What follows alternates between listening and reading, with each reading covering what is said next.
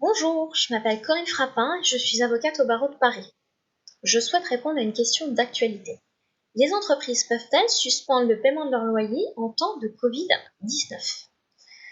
À la suite de l'allocution présidentielle, la loi du 23 mars 2020 a autorisé le gouvernement à prendre une ordonnance permettant de reporter intégralement le paiement des loyers et charges afférents aux locaux professionnels ou commerciaux au profit des micro-entreprises affectées par la propagation de l'épidémie de Covid-19.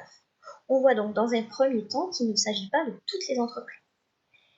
Ces micro-entreprises, ce sont celles qui sont éligibles au fonds de solidarité étatique. En substance, les critères, ce sont moins de 10 salariés, chiffre d'affaires inférieur à 1 million d'euros, bénéfices inférieurs à 60 000 euros.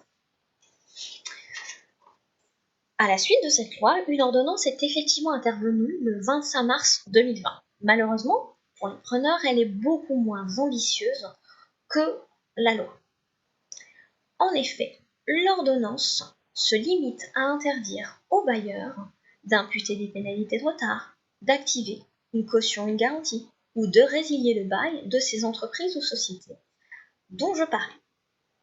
En clair, les petites entreprises ne peuvent pas d'autorité décider de suspendre le paiement de leurs loyers et charges, mais en revanche, leur bailleur ne pourra pas leur nuire avant l'expiration d'un délai de 2 mois à compter de la fin de l'état d'urgence sanitaire fixé au 10 juillet 2020.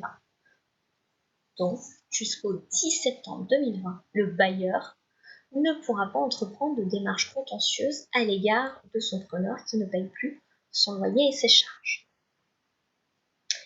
Les textes spéciaux ne permettent donc pas, ipso facto, de reporter le paiement des loyers. Il faut donc se référer au texte de droit commun, c'est-à-dire au Code civil, qui prévoit 3 possibilités. La théorie de l'imprévision, prévue par l'article 1195 du Code civil. Lorsqu'un changement de circonstances imprévisible lors de la conclusion du contrat rend son exécution excessivement onéreuse, le débiteur de l'obligation peut demander la renégociation. Deuxième possibilité, l'exception d'inexécution, prévue par l'article 1219 du Code civil, qui permet à une partie de ne pas exécuter son obligation lorsque l'autre partie n'exécute pas la sienne. J'ai pu lire ici ou là sur des forums spécialisés que à partir du moment où nous sommes confinés, le preneur n'a plus accès à ses locaux et on pourrait donc reprocher au bailleur un manquement à l'obligation de délivrance qui délivrerait ainsi le preneur de son obligation de paiement. Je suis assez réservée sur cette idée-là dans la mesure où le bailleur pourra toujours dire qu'il a laissé le local à disposition de son preneur, qui était toujours en possession des clés, dont le matériel était toujours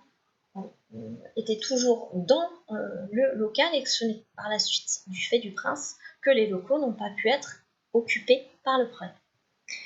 Dernière possibilité offerte par le Code civil, la force majeure. La force majeure est prévue par l'article 1218 du Code civil lorsqu'un événement imprévisible, irrésistible et extérieur empêche l'exécution de l'obligation.